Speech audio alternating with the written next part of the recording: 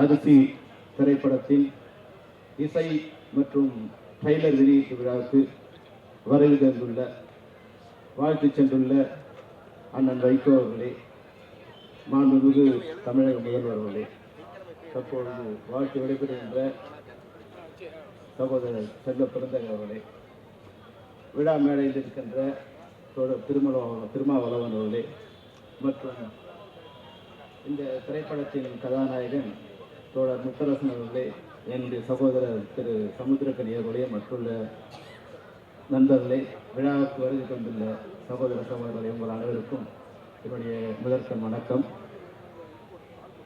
அரிசி திரைப்படம் ஒரு திரைப்படம் மட்டுமல்ல, தற்போது தமிழ்நாட்டிற்கும் இந்தியாவிற்கும் தேவையான ஒரு விஷயத்தை, அரிசி திரைப்படத்தை சகோதரர் விஜயகுமார் அவர்கள் இயக்கியிருக்கிறார்.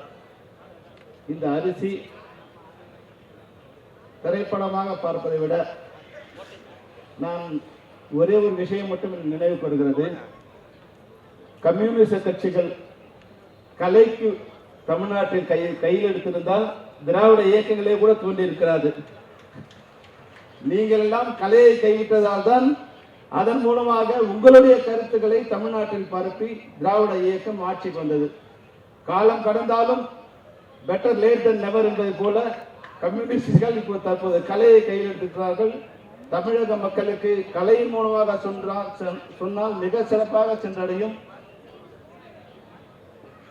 தற்போதுள்ள சூழ்நிலையில் திரைப்படத்துறையில் அரிசி போன்ற திரைப்படங்களை இயக்குவதோ அதை வெளிக்கொண்டு வருவதோ சாதாரண விஷயம் அல்ல. வெளியே வர முடியாத ஒரு சூழ்நிலை இருக்கின்றது. சகோதரர் செல்வ பிறந்தகை சொல்லும் போது மிக நல்ல விஷயத்தை சொல்லியிருந்தார். அதாவது அரிசி பற்றாக்குறை இருக்கிறது, ஆனால் விவசாய பொருட்களை மற்ற நாடுகளில் இறக்குமதி செய்தால் இருக்கின்ற விவசாயிகள் கூட செத்து போவார்கள் என்ற உண்மை யாருக்கு தெரிகின்றதோ இல்லை, இந்த அரசாங்கத்துக்கு இன்னும் தெரியவில்லை. அரிசி நமக்கு மிக தேவையான ஒன்று. கோதுமை நமக்கு உடம்பு சரியில்லைனால்தான் கோதுமை தேவைப்படும். அரிசி தமிழ்நாட்டினோட உணவு. இந்த அரிசியை கோதுமை ஜெயிக்க கூடாது, கோதுமையை மக்காச்சோளம் ஜெயிக்க கூடாது. அதுதான் இந்த அரிசி திரைப்படத்தின் மூலம் நாங்க சொல்ல விரும்புகிற விஷயம்.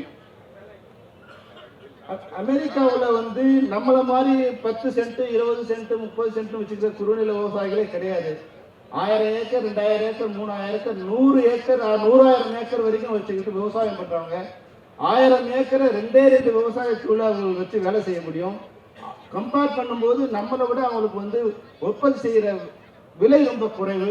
அந்த விலையோட நம்ம விவசாயிகள் போராட முடியாது. ஏற்கனவே நம்ம விவசாயிக்கு தகுந்த விலை இல்லாம செத்துக்கிட்டு இருக்காங்க. இதுல மார்க்கெட்டை விவசாயத்துறைக்கு ஓபன் பண்ணி விட்டா விவசாயிகள் அரிசி பற்றாக்குறை போல விவசாயிகளும் பற்றாக்குறை ஆயிடுவாங்க. அதுதான் இந்த நாட்டோட நிலைமை. தயவு செய்து இது ஆளுங்கட்சி ஆளுநர்களோ மத்தியில் ஆளுநர்களோ இதை சரியா உணர்ந்துகிட்டோம். இதுதான் அரிசி திரைப்படம் மூலமா, இந்த விழா மூலமா மக்களுக்கு நாங்க சொல்ல நினைக்கிற விஷயம். அரிசி நம்மளுடைய உயிர்னு சொல்லியிருக்காங்க. நிச்சயமா இந்த அரிசியை காப்பாற்ற வேண்டியது. அரிசியை மட்டும் இல்ல, அரிசி திரைப்படத்தை நீங்கள் பொதுமக்களாகிய நீங்கள், ஏன்னா நல்ல படம் வரலையே நல்ல படம் வரலையே குழம்பிக்கிட்டே இருப்போம். ஆனா நல்ல படம் வரும்போது நம்ம வீட்டில் உட்காந்து ஓட்டிட்டு வந்தா பார்க்கணும்னு நினைப்போம்.